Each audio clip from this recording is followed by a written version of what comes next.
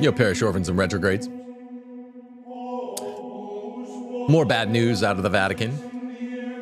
A Vatican document further restricting the TLM is said to exist, and it's backed by Cardinal Parler. This is according to Diane Montagna in an article on The Remnant. We all suspected this was the case for 2 summers. The 3? When did Traditionis Custodes come out 21 or 22? I think it was 20. Maybe it was 21. For 2 or 3 years, let's say that.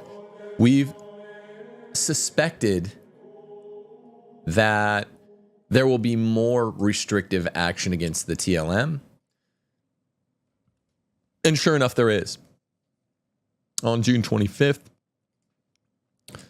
Diane Montagna sends this. Diane's a very nice lady. It's funny, she's very friendly, but she's down to business.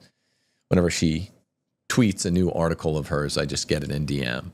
And if I say hi, Diane, she'll say hi, but she usually just tweets me the link.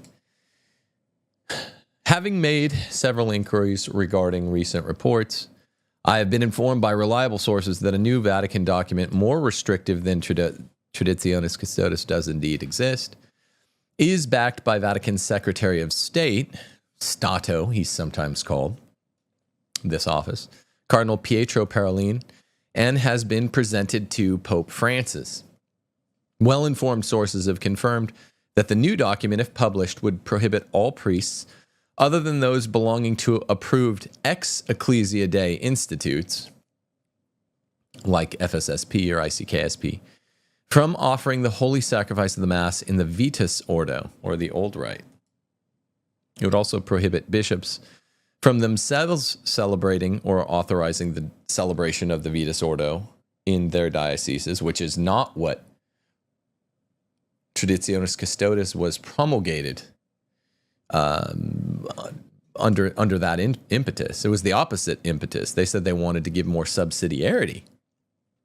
This would remove that. It would prohibit bishops from either themselves celebrating or authorizing the celebration of it. So no more subsidiarity. That proves, this is how you prove in a court of law when you're talking motives, that this was a false rationale, a false motive. It would also suspend existing permissions granted by the dicastery for divine worship in the discipline of the sacraments post Traditionis Custodes. So this would be a total barfarama. This would be a total lockdown. And the question is, I'll give you some more of the details in a second, but I mean, we knew it was out there. Idiots on the web said Pope Francis doesn't hate it. He just has to give power back to bishops. Or Francis doesn't hate it. He has to check the most radical Latin Mass types, which this does nothing to restrict, because Sedes and even Lefebvre followers will just have their Vetus Ordo anyway. So that we always knew that was BS.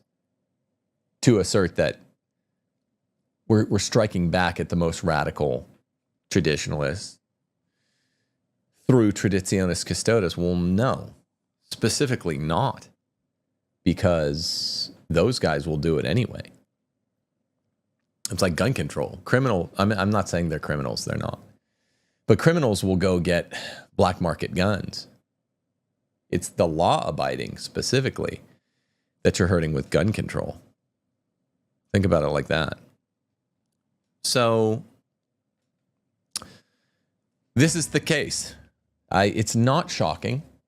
It's confirmatory. It's what we knew in the marrow of our bones all along. Francis is a politico. Francis is an autocrat. Francis is a Peronist. And he's doing things that autocrat, politico, Peronists do. Striking at his enemy, disabling his enemy.